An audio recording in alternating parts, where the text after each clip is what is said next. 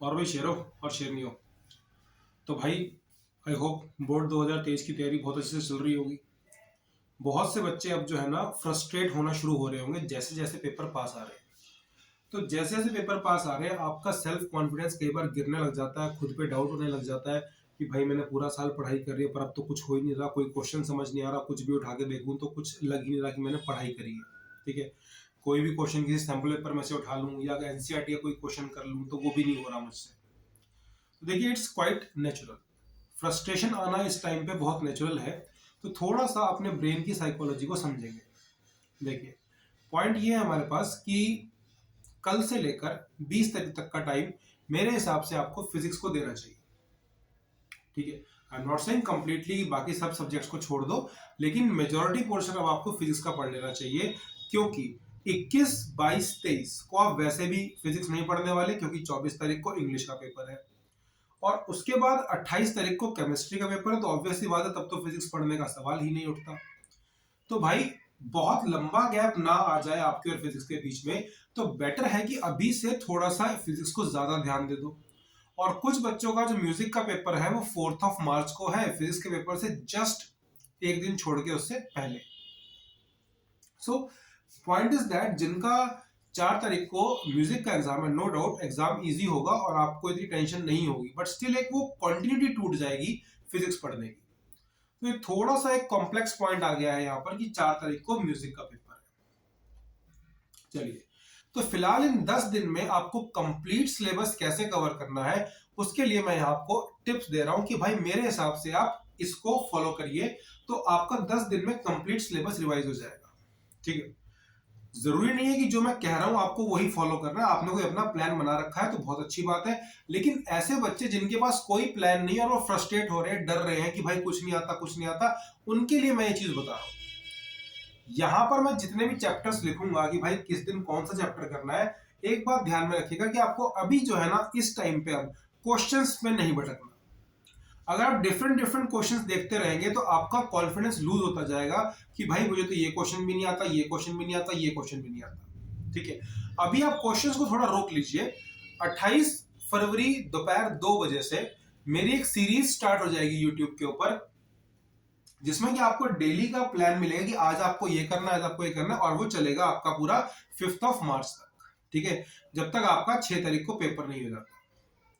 सो चलिए स्टार्ट करते हैं। यहां पर मैंने, आप देख रहे होंगे, डे 1 और फरवरी की डेट्स डाल रखी है।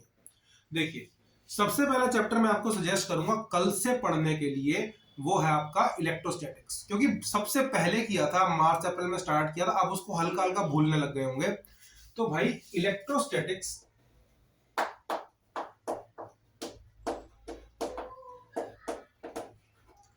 को आप कल जो है रिवाइज कर लीजिए। इलेक्ट्रोस्टैटिक्स में 2 चैप्टर आते हैं, चैप्टर नंबर 1, चैप्टर नंबर 2। अब पढ़ना कैसे है, ज्यादा डिटेल में जाने की जरूरत नहीं, हर चीज को डेरिवेट करके देखने की जरूरत नहीं, एक बार उसको ओवरव्यू कर लीजिए, एक बार उसके इंपॉर्टेंट फॉर्मूलाज जो है वो पढ़ लीजिए, जो बहुत मोस्ट इंपॉर्टेंट डेरिवेशंस है, जैसे कि गॉस लॉ की जो एप्लीकेशंस है, डाइपोल का जो इलेक्ट्रिक फील्ड का जो आपकी डेरिवेशन है, जो इलेक्ट्रिक फील्ड लाइन डायग्राम्स है, इनको अच्छे से एक बार फोकस कर लीजिए, ज्यादा डिटेल डेप्थ में जाने की जरूरत नहीं है। कैपेसिटर्स को बहुत अच्छे से करिएगा, series parallel combination, capacitor with dielectric, capacitor with conducting slab, ऐसे मेजर मेजर टॉपिक्स को एक बार इसको पढ़ लीजिए, अच्छे से पढ़ लीजिए इसको। ठीक है, क्वेश्चंस करने की जरूरत नहीं है, सिर्फ एक बार हल्का हल्का इसको दिमाग में बिठा लीजिए। डे 2 पे अब जैसे कि हमने यहां पर इलेक्ट्रोस्टैटिक्स लिया है, तो डे 2 पे मैं आपको सजेस्ट करूंगा मैग्नेटिज्म। मैग्नेटिज्म एक बहुत इंपॉर्टेंट यूनिट है आपका, जो जिससे कि बच्चे बहुत ज्यादा डरते हैं। ठीक है, तो मैग्नेटिज्म से डरना स्वाभाविक भी है, क्योंकि भाई बहुत बड़ा चैप्टर है और बहुत कम मार्क्स का आता है। तो यहां पर मैं आपको थोड़ी सी लिबर्टी दे रहा हूं।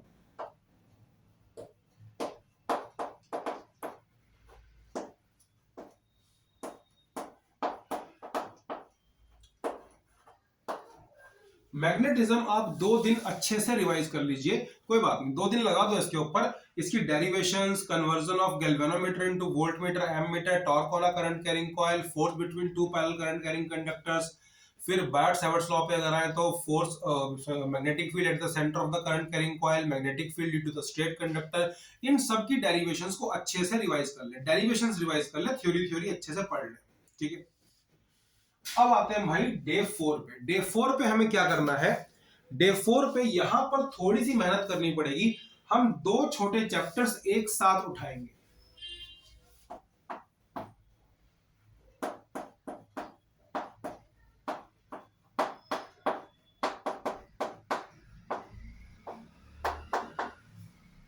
तो यहां पर हम ड्यूअल नेचर और ईएम वेव, ये 2 छोटे चैप्टर उठाएंगे सेकंड बुक से। ठीक है, आसान से चैप्टर हैं, छोटे छोटे चैप्टर्स हैं, इसको आप जल्दी से जो है आप इसको रिवाइज कर लेंगे तो ईएम वेव्स और ड्यूअल नेचर ये आपका दोनों बड़े आराम से हो जाएगा डे 4 पे। दोनों ही छोटे चैप्टर्स हैं, इसके आपको ज्यादा टेंशन लेने की जरूरत नहीं है इसके अंदर। इसमें जो है ना अच्छे से डी ब्रोगली इक्वेशंस को बहुत अच्छे से कर लेंगे। Sorry, D ब्रोइंग, it's not de Broglie. Now day 5 पे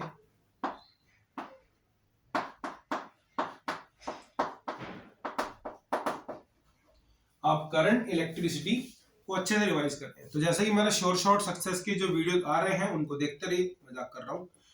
आप बुक से पढ़िए, कोई दिक्कत वाली बात नहीं। वीडियोस देखना चाहे वीडियोस देखिए, कहीं से भी देखिए, लेकिन अच्छे से करंट इलेक्ट्रिसिटी को जो है ना डे 5 पे आप रिवाइज कर लीजिए। इससे क्या है कि आपका दोनों बुक्स का थोड़ा थोड़ा पार्ट कवर होता जा रहा है। आपको डिटेल्ड स्टडी नहीं करनी, मैं बार बार कह रहा हूं, आपको डिटेल्ड स्टडी पे नहीं जाना है। आपको सिर्फ एक ओवरव्यू लेना है, पढ़ना है नोट्स को, ताकि आपके माइंड में एक हल्की हल्की चीज फीड होनी शुरू हो जाए। ठीक है, अभी जो फाइनल काम है वो 28 से लेकर 5 तारीख तक हम करेंगे, नो वरीज। लेकिन अभी इसको हल्का हल्का जो है ना रिवाइज करना शुरू कर दो, मतलब हल्का हल्का इनको दिमाग में बिठाना शुरू कर दो। चलिए अब बात कर लेते हैं डे 6 की। तो डे 6 पे जो है ना मैंने आपके लिए चूज किया है फिर से 2 छोटे चैप्टर्स, ठीक है, जो कि छोटे भी हैं और फॉर्मूला बेस्ड चैप्टर्स हैं। EMI plus AC. इस ईएमआई एंड एसी को आप डे 6 पे रिवाइज कर लीजिए, तो यहां आपकी जो फर्स्ट बुक है ना वो खत्म हो जाएगी। ठीक है, तो ईएमआई और एसी दोनों ही छोटे चैप्टर्स हैं, बिल्कुल फॉर्मूला बेस्ड चैप्टर्स हैं। लेंज लॉ, फैराडेज लॉ हो गए, फिर जो है म्यूचुअल इंडक्शन ऑफ सोलेनॉइड जो इसके अंदर बहुत इंपॉर्टेंट है, और इसके ऊपर बेस्ड हल्के हल्के जो आपके कंसेप्चुअल क्वेश्चंस थे उनको एक बार पढ़ लेना। ठीक है, एसी जो है ये तो कंप्लीटली न्यूमेरिकल चैप्टर है, इसके अंदर थ्योरी बहुत ही कम मिलती है। फेजर डायग्राम्स के ऊपर अच्छे से फोकस करना, उनकी बार बार प्रैक्टिस करना, फेजर इस बार पक्का आएगा। अब बात कर लेते हैं डे 7 की। तो भाई डे 7 पर आप करेंगे रे ऑप्टिक्स।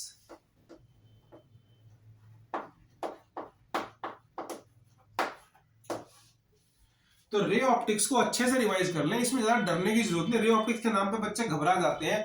सबसे पहले अगर आप घबरा रहे हो तो एक काम करिए, सबसे पहले स्टार्ट ही ऑप्टिकल इंस्ट्रूमेंट से करिए।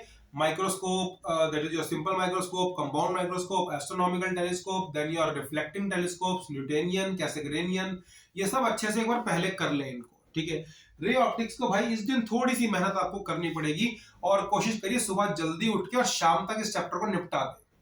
ठीक है, इसके बाद देखिए रे ऑप्टिक्स पढ़ के थक गए हो गए तो थोड़ा सा एक लाइट चैप्टर लेते हैं इसके बाद, कि भाई डे 8 पे आपको क्या करना है। तो डे 8 पर मैंने आपके लिए 2 छोटे चैप्टर्स लिए हैं।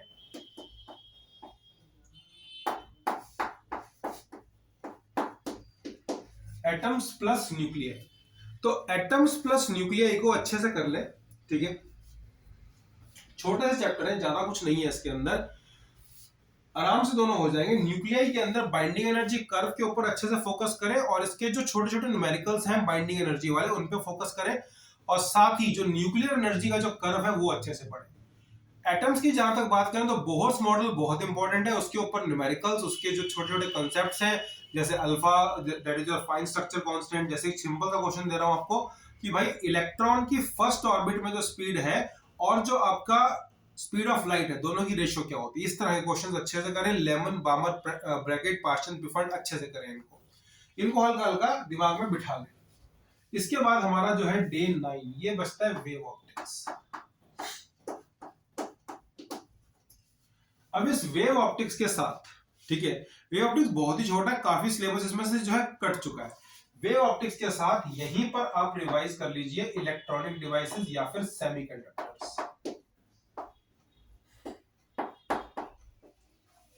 Wave optics plus semiconductors.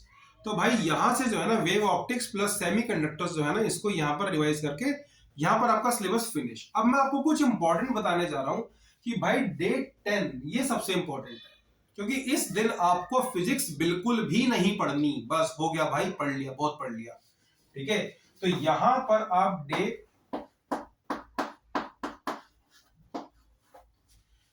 10 के ऊपर आप ऑफ लेंगे, ठीक है। डे 10 के ऊपर ऑफ लेने का मतलब यह है कि आप इस दिन कोई पढ़ाई नहीं करेंगे, ठीक है। आप इस दिन कोई पढ़ाई नहीं करेंगे, किसी सब्जेक्ट को हाथ नहीं लगाएंगे, एक दिन पूरा रिलैक्स करेंगे। ये बात फिजिकल एजुकेशन में समझाई जाती है। जब कोई बड़ा टूर्नामेंट होता है, कोई बड़ा कंपटीशन होता है, तो खिलाड़ी को थोड़े दिन पहले ना एक रेस्ट दिया जाता है, ताकि जो टेंशन, जो नर्व्स है उसकी बॉडी में, वो सब काम डाउन हो जाए, और उस एक दिन का ऑफ ये आपके लिए वंडर्स कर देगा, ठीक है। आपको डे 10 पर आपको एक ऑफ लेना है, कुछ भी नहीं पढ़ना, रिलैक्स करना है अपनी बॉडी को, अपने माइंड को, पेपर के बारे में कुछ नहीं सोचना, किसी सब्जेक्ट के बारे में कुछ भी नहीं सोचना, ठीक है।